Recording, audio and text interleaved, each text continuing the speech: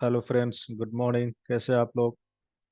आज के लेसन में हम पार्ट्स ऑफ स्पीच के सिलसिले को आगे बढ़ाते हुए प्रोनाउन करने वाले हैं। पिछले लेसन में हमने किया था नाउन। नाउन का मतलब होता है सिंपल नेम, किसी चीज का नाम। ठीक है। अब ये प्रोनाउन क्या है? प्रोनाउन। प्रो मतलब किसी चीज को सपोर्ट करना। तो ये नाउन को सपोर्ट करता है। मतलब ये है कि नाउन की जगह ये आ जाएगा, काम करेगा। Fine. So pronoun is basically a word that is used in place of a noun. मतलब नाउन छुट्टी पे है तो प्रोनाउन काम संभालेगा। एंड टेक्निकली इसको सब्स्टिट्यूशन मेथड से आप बिल्कुल प्रूव कर सकते हैं। अगर आप कोई सेंटेंस लीजिए, जस्ट टेक एनी सेंटेंस जिसमें 10 15 20 वर्ड्स हो, उसमें से एक कोई वर्ड निकालेंगे तो जो पार्ट्स ऑफ स्पीच का है वो वर्ड वही उसमें डालना पड़ेगा आपको। नहीं तो सेंटेंस हो जाएगा गड़बड़। हाँ, नाउन की जगह प्रोनाउन को डाल सकते हैं, प्रोनाउन की जगह नाउन को डाल सकते हैं। इसीलिए बोलते हैं कि नाउन की जगह प्रोनाउन यूज होता है। फाइन। जैसे फॉर एग्जाम्पल, अगर एक पैराग्राफ कहें, एक छोटी सी कहानी बना के कहे, मान लीजिए there was a king the king was very nice the king has 2 daughters. Okay. So the king कितनी बार बोलते रहेंगे? इसलिए द किंग को एक बार मेंशन करने के बाद उसकी जगह हम प्रोनाउन यूज करना शुरू कर देते हैं। उसके लिए ही लगाते हैं। अगर वो क्वीन है तो उसकी जगह शी लगाएंगे। फाइन। सो यही होता है प्रोनाउन। अभी प्रोनाउन की चर्चा, जब भी प्रोनाउन का जिक्र जब भी हमारे दिमाग में आता है तो अक्सर हमारे दिमाग में यही आता है कि पर्सनल प्रोनाउंस से प्रोनाउंस है। नहीं, it is just one category of pronouns, it is just one type of pronoun. Pronoun होते हैं 9 10 तरीके के। ठीक है। तो ये सारी चीजें हम डिटेल में करेंगे आज, बहुत ही सरल भाषा में, बहुत आसान से। और टेक्निकली करेंगे इसको, टेक्निकली भी हम समझने की कोशिश करेंगे। ठीक है। फाइन। तो शुरू करते हैं।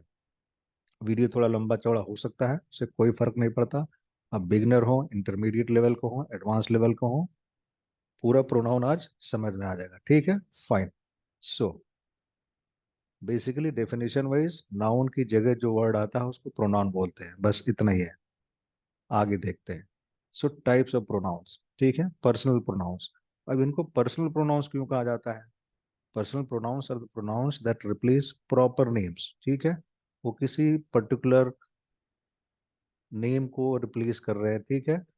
प्रॉपर नेम्स को, प्रॉपर नाउन्स को, इसलिए इनको पर्सनल प्रोनाउंस कहा जाता है। ठीक है। और ये ग्रामेटिकल पर्सन के हिसाब से चेंज भी होते हैं। जैसे आई, यू, ही, शी, इट, जो पर्सन होता है ना, first person, second person, third person, उसके हिसाब से चेंज होते हैं। इसलिए इनको बोलते हैं, and that's the reason they are called personal pronouns. Fine. ये होते हैं I, you, he, she, it, we, they. इसको हमने डिटेल में किया हुआ है, इस पे एक लेक्चर पढ़ा हुआ है, उसको जाके देख सकते हैं। अभी इसको स्किप करके आगे बढ़ते हैं। ठीक है। फाइन।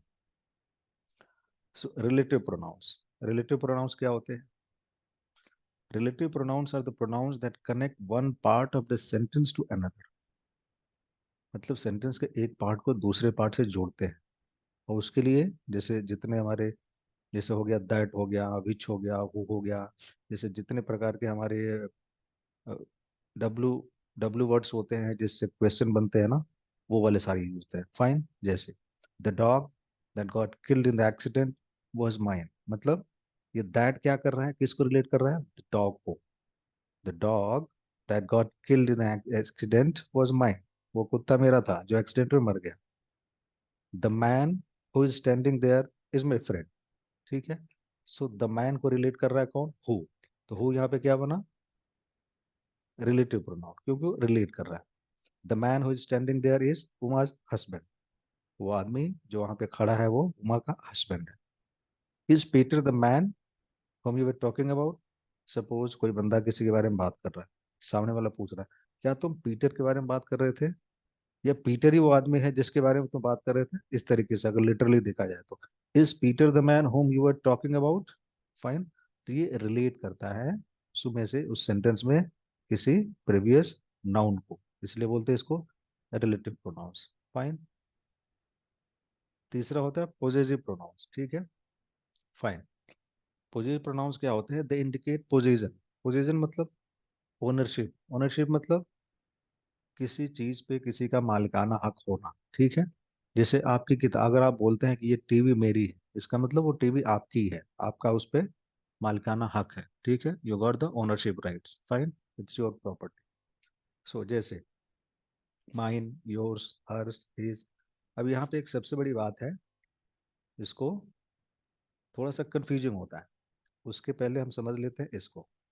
ये नीचे वाले जो दो सेंटेंस है इसको देखिए। These are my books, this is her pen. तो इसमें जो माई और हर आ रहा है, ये बेसिकली पॉजिटिव प्रोनाउंस नहीं है। ठीक है, ये क्या है, पॉजिटिव एडजेक्टिव्स है। अभी इसको मैंने बोला था ना शुरू में टेक्निकली समझेंगे, तो इसको टेक्निकली समझिए, कभी बोलेंगे नहीं। ठीक है, fine. These are my pen, sorry, this is her pen. ठीक है, फाइन। अब इसको पॉजिटिव एडजेक्टिव क्यों बोलते हैं और ऊपर वाले को पॉजिटिव प्रोनाउन क्यों बोलते हैं? हमारे बड़े बड़े जो लैंग्वेज के लिंग्विस्ट हैं, जो ग्रामेरियंस हैं, कुछ टर्म देते हैं तो सोच समझ के देते हैं। फाइन, उसको समझने की कोशिश करेंगे हम आज। This is her pen. अभी पेन क्या है, नाउन है। एडजेक्टिव क्या होता है? नाउन या प्रोनाउन की विशेषता बताता है। Adjective is a word that says something something more about noun और प्रोनाउन, उसके कैरेक्टरिस्टिक्स को बताता है। फाइन। अब यहाँ पे हर क्या कर रहा है, वो उसकी विशेषता तो बता नहीं रहा है, मगर उसी के रूप में यूज हो रहा है। जैसे आप हर को रिप्लेस कर सकते हैं किससे? This is good pen, this is a good pen, this is a bad pen. इस तरीके से रिप्लेस कर सकते हैं। इसका मतलब ये है कि यहाँ पे नाउन ऑलरेडी मौजूद है, रिप्लेस नहीं हो रहा है। अब प्रोनाउन का काम क्या है? नाउन को रिप्लेस कर देना। वो प्रोनाउन है क्या जो नाउन को रिप्लेस न कर दे। ठीक है, ऐसा नहीं कि नाउन भी रहेगा प्रोनाउन उसके बगल में चिपका रहेगा, ऐसा नहीं होगा। नाउन के बगल में उसका बॉडीगार्ड बन के सिर्फ आर्टिकल खड़ा रह सकता है, प्रोनाउन तो नहीं रहेगा। ठीक है, किसी कंपनी का इंचार्ज एक ही रहेगा, प्राइम मिनिस्टर की सीट पे एक ही रहेगा, आप ऐसे समझिए। ठीक है, और इसीलिए यहाँ पे क्या है, नाउन ऑलरेडी मौजूद है, इसलिए इसको बोलते हैं पॉजिटिव एडजेक्टिव। ठीक है, सो माई, हर, ये वाली जो चीजें हैं पॉजिटिव एडजेक्टिव्स हैं। मगर यही चीजें जब लास्ट में यूज होती है तो इनका फॉर्म थोड़ा चेंज हो जाता है, और ये क्या, पूरे नाउन को रिप्लेस कर देते हैं। And that's the reason they are called positive pronouns. ठीक है, fine. So whose phone is this, whose phone is this, this is mine. ठीक है, दिस इज माइन। तो ये क्या है, ये माई पेन को पूरा रिप्लेस कर दिया। माई पेन में क्या है, पेन रिप्लेस नहीं हो रहा है, माई एक तरीके का एडजेक्टिव बन के आ रहा है। ठीक है, बट यहाँ पे दिस इज माइन, तो ये पूरा रिप्लेस कर देगा, and that's the reason this is a pronoun, it's replacing the noun. Fine. My phone is not working, give me yours. अगर मैं इसको बोलूँ गिव मी योर फोन, तो वहां पे योर जो है पॉजिटिव एडजेक्टिव हो जाएगा, पॉजिटिव प्रोनाउन नहीं रहेगा, और इसलिए माई को माइन बन जाता है, योर का योर्स बन जाता है, हर का हर्ष बन जाता है। ठीक है, that's the reason. The sari she is wearing is not hers. ठीक है, तो हर हर्ष क्या हो गया, हर सारे, हर्ष मीन्स हर सारे, उसको पूरा रिप्लेस कर रहा है। This phone is his. ठीक है, fine. Whose car is this, that's ours. Whose car is this, that's ours, that is our car, ऐसे भी बोल सकते हैं। But the moment we say that's our car, इसका मतलब यह है कि वहां पे आवर भी मौजूद है, कार भी मौजूद है, नाउन वहां से उड़ा नहीं, जगह से हटा नहीं। इसका मतलब आवर क्या है, पॉजिटिव एडजेक्टिव है, और कार तो नाउन है ही। मगर ऊपर वाले सेंटेंसेस में देखिए, नाउन बिल्कुल हो गया गायब, the noun is missing and it's replaced by the pronoun, and that's the reason we call them pronouns. Fine, आगे बढ़ते हैं। Reflexive pronoun. अभी रिफ्लेक्सिव प्रोनाउन को टेक्निकली कैसे समझेंगे आप? थोड़ा लाइट थ्योरी में चलिए। ठीक है, थोड़ा सा भी साइंस अगर दिमाग में चल बात आ रही हो, पुरानी बातें साइंस की, और मैं भी ये फ्रेश स्टूडेंट ऑफ साइंस। तो रिफ्लेक्शन थ्योरी क्या होती है लाइट थ्योरी में? लाइट एक जगह से निकलती है, प्रिज्म पे टकरा के, अगर वो ठीक ठाक उसका सरफेस उस डिजाइन से है तो वापस आ जाती है, जिधर से निकलती है उधर ही वापस आती है। सो इसलिए बोलते हैं रिफ्लेक्सिव, रिफ्लेक्ट होके वापस आ रहा है किधर। सो रिफ्लेक्सिव प्रोनाउंस रेफर बैक, वापस, टू ए पर्सन और thing, and are used when the subject and the object are the same। जैसे कोई काम कर रहा है, जैसे मान लीजिए मोहन कोई काम कर रहा है, मोहन फुटबॉल खेल रहा है, तो मोहन फुटबॉल को खेल रहा है ना, खुद को तो नहीं खेल रहा है, फुटबॉल को हिट कर रहा है। ठीक है, तो फुटबॉल हो गया ऑब्जेक्ट। लेकिन जब मोहन कुछ खुद के साथ करने लगे, तो वो बनेगा रिफ्लेक्सिव प्रोनाउन। फाइन, ये है फंडा। सो जैसे माई सेल्फ हो गया, योर सेल्फ हो गया।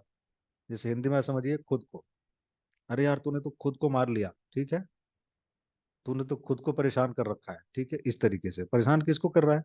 तूने मुझे परेशान किया, तो वो क्या हो गया, मैं ऑब्जेक्ट हो गया, वो सब्जेक्ट हो गया।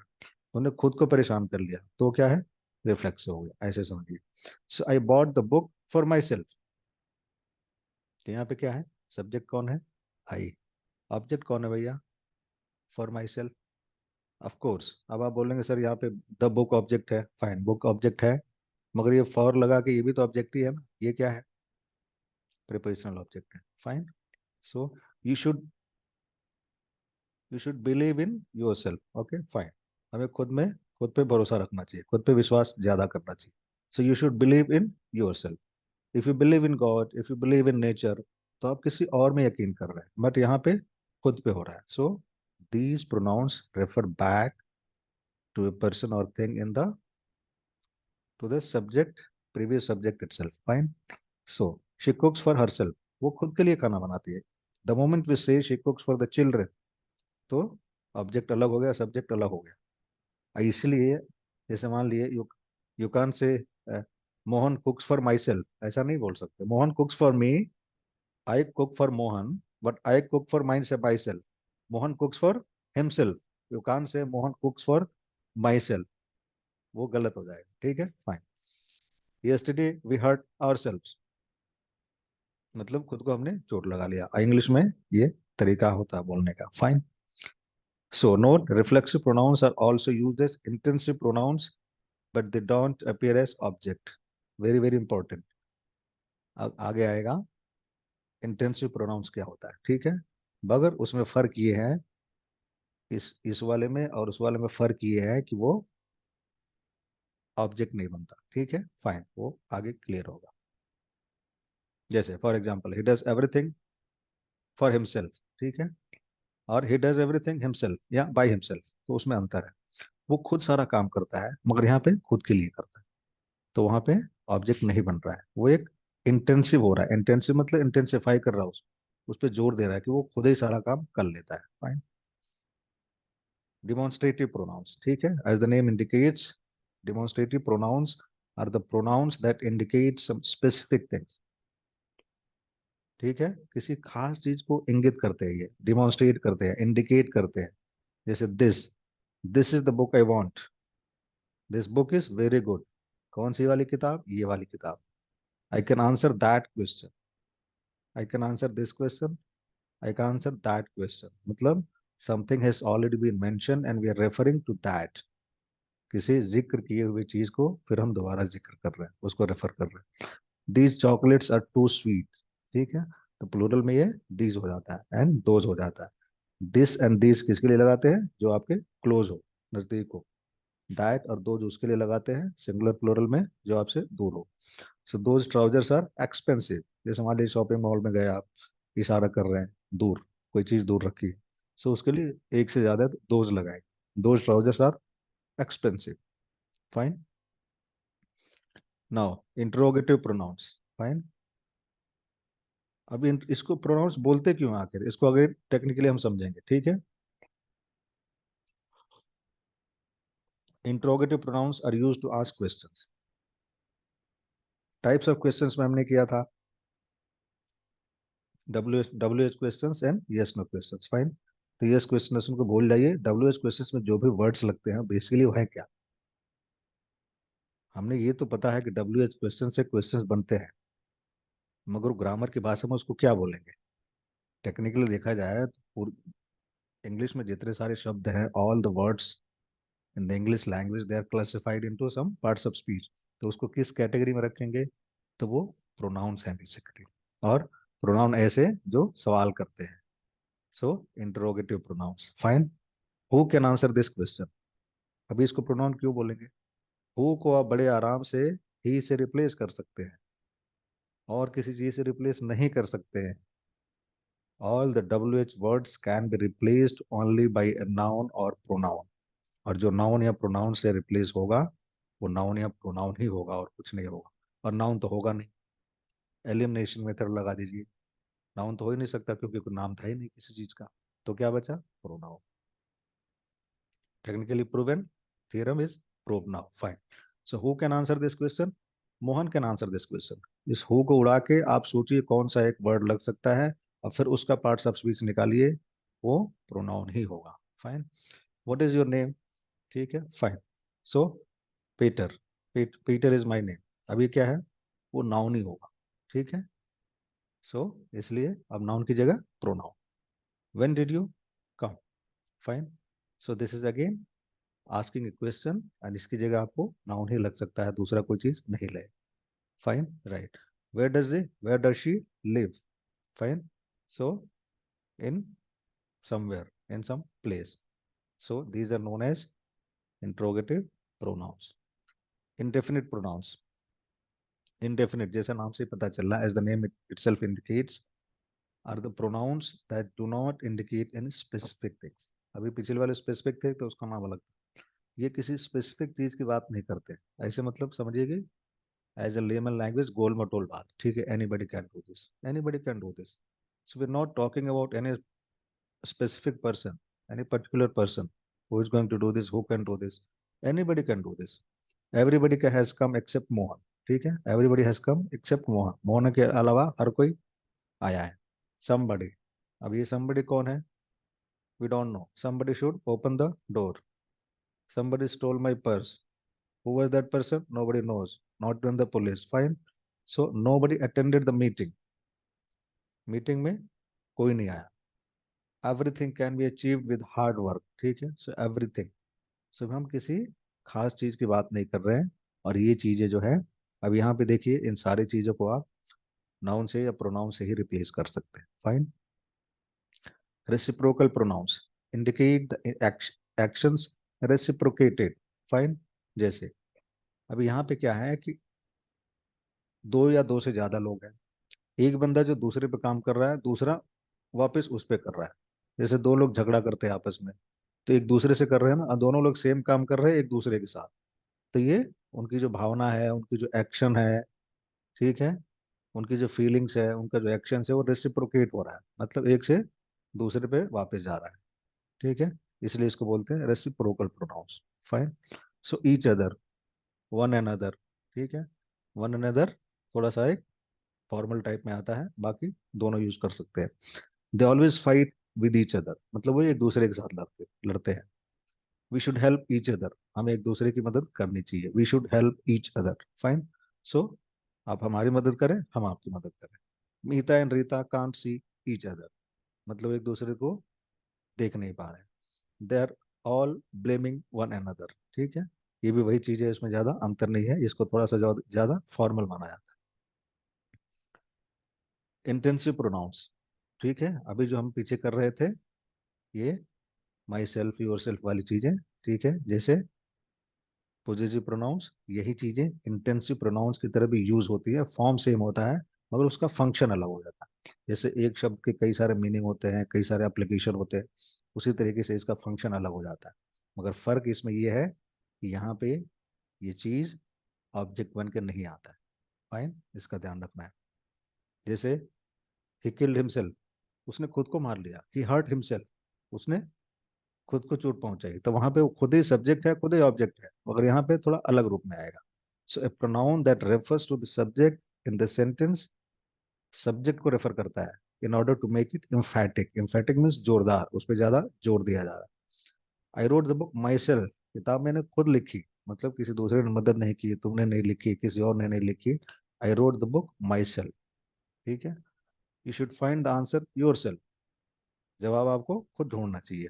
सो यहाँ पे जोर दिया जा रहा है कि आपको खुद करना है, मतलब ये इंटेंसिव प्रोनाउन का मतलब ये समझ लीजिए आप हिंदी में, कि खुद जो काम किया जाए थोड़ा जोर लगा के, जिससे खुद वाली जो फीलिंग आती है ना, वही चीज है। The door itself is big, ये दरवाजा की बीमारी है कि वो बड़ा है, भारी है, इसलिए नहीं खुल रहा है। सो उस सेंस में हम बोल सकते हैं door itself is big, it का it self.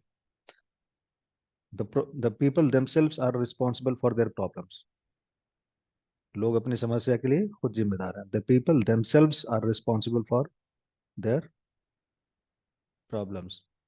We ourself should change our country, अब इसमें आवरसेल्फ बीच में उस सब्जेक्ट के साथ है या लास्ट में, उससे ज्यादा फर्क नहीं पड़ता है, ठीक है। So that's not a criteria. Distributive pronouns, ठीक है। What is distributive pronouns? A distributive pronoun refers to members of a group separately and not as a group.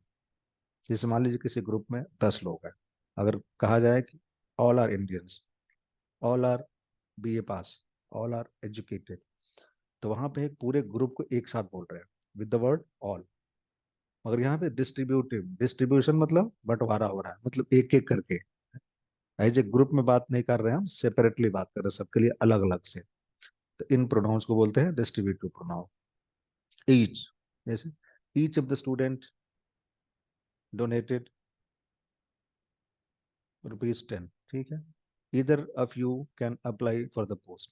So either, each क्या है, अगर एक किसी ग्रुप में एक से ज्यादा कितने भी लोग हैं मतलब, तो उसमें ईच लग जाएगा। मगर इधर तब लगता है जब दो चीज की बात हो रही है, जैसे नदी के दो किनारे होते हैं।